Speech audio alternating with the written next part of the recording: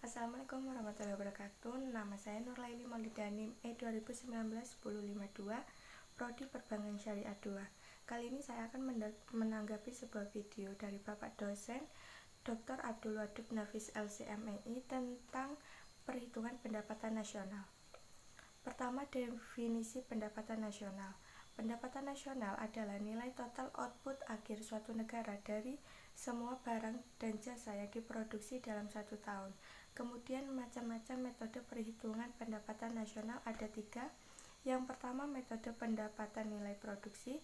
Yang kedua, metode pendekatan pendapatan. Dan yang ketiga adalah metode pendekatan pengeluaran. Metode pendekatan nilai produksi adalah menjumlahkan barang atau jasa yang diproduksi oleh seluruh usaha baik itu BUMN maupun UMKM pada suatu negara dalam waktu setahun. Rumusnya adalah Y sama dengan P1 kali Q1 ditambah P2 kali Q2 ditambah P3 kali Q3 ditambah PN kali QN. Keterangan Y sama dengan pendapatan nasional, Q1 sama dengan jenis barang ke-1 dan QN adalah jenis barang ke-N. Kemudian P1 adalah harga barang ke-1 dan PN adalah harga barang ke-N. Selanjutnya, metode pendekatan pendapatan. Dengan menghitung jumlah pendapatan dari berbagai faktor produksi yang memberi sumbangan terhadap proses produksi. Rumusnya Y sama dengan W ditambah R ditambah I ditambah P. Keterangan W sama dengan upah, R sama dengan sewa, I sama dengan bunga, dan P sama dengan profit.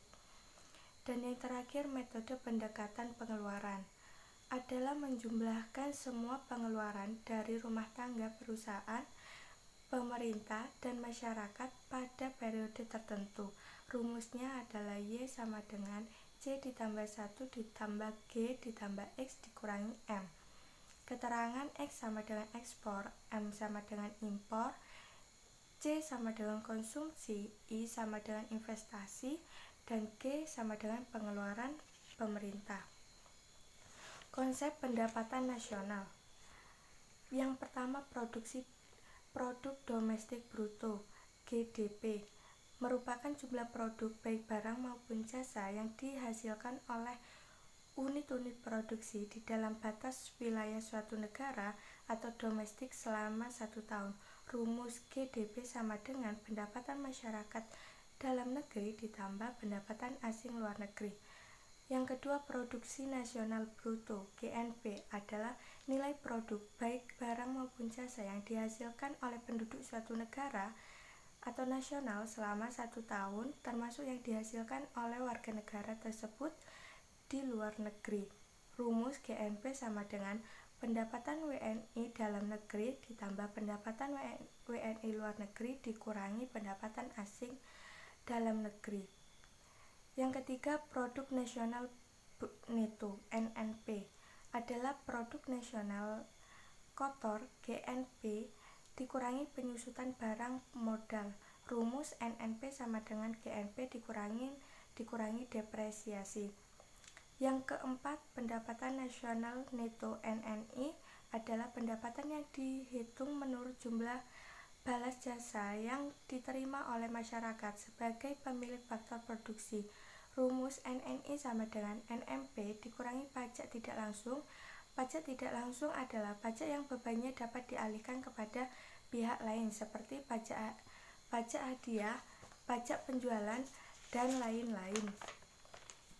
Selanjutnya, pendapatan perseorangan P1 adalah jumlah pendapatan yang diterima oleh setiap orang dalam masyarakat, termasuk pendapatan yang diperoleh tanpa melakukan kegiatan apapun. Rumus P1 sama dengan NNI dikurangi pajak perusahaan, dikurangi iuran, dikurangi laba ditahan, ditambah transfer payment. Transfer payment adalah penerimaan yang bukan merupakan balas jasa produksi, melainkan diambil sebagian dari pendapatan nasional tahun lalu, seperti pembayaran dana perusahaan. Dan yang terakhir, pendapatan yang siap dibelanjakan DI atau dengan nama lain disposable income adalah pendapatan yang siap untuk dimanfaatkan guna membeli barang dan jasa konsumsi dan selebihnya menjadi tabungan yang disalurkan menjadi investasi. Rumus DI sama dengan P1PI dikurangi pajak langsung. Pajak langsung adalah pajak yang bebannya tidak dapat dialihkan kepada pihak lain seperti pajak pendapatan. Kemudian sumber-sumber pendapatan nasional dalam ekonomi Islam ada 9. Yang pertama ghanimah, yang kedua sedekah, yang ketiga infak, keempat zakat, yang kelima yang keenam jizyah, ketujuh kharaj, 8 pajak tambang dan harta karun, 9 wakaf. Kemudian manfaat perhitungan pendapatan nasional. Yang pertama mengetahui tingkat kemakmuran suatu negara.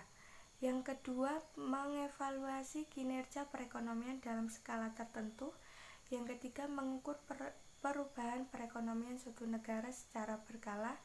Keempat memudahkan dalam membandingkan kinerja ekonomi dari setiap sektor. Yang kelima sebagai indikator kualitas hidup masyarakat di suatu negara. Yang keenam sebagai indikator perbandingan kinerja antar negara. Yang ketujuh sebagai indikator perbandingan kualitas standar hidup antar negara. Yang kedelapan sebagai indikator dan perbandingan tingkat pertumbuhan ekonomi dari waktu ke waktu. Dan yang terakhir sebagai indikator dan perbandingan pertumbuhan ekonomi dan kekayaan dari suatu negara. Kemudian yang terakhir pendapatan nasional dalam perspektif ekonomi Islam. Terdapat 4. Yang pertama, pendapatan nasional harus dapat mengukur penyebaran pendapatan individu rumah tangga. Yang kedua, pendapatan nasional harus dapat mengukur produksi di sektor pedesaan. Yang ketiga, pendapatan nasional harus dapat mengukur kesejahteraan ekonomi Islam. Yang keempat, perhitungan pendapatan nasional sebagai ukuran dari kesejahteraan sosial Islami melalui pendugaan nilai santunan antar saudara dan sedekah. Sekian yang dapat saya sampaikan, kurang lebihnya mohon maaf. Wassalamualaikum warahmatullahi wabarakatuh. Jangan lupa like, subscribe, comment, and share. Bye bye.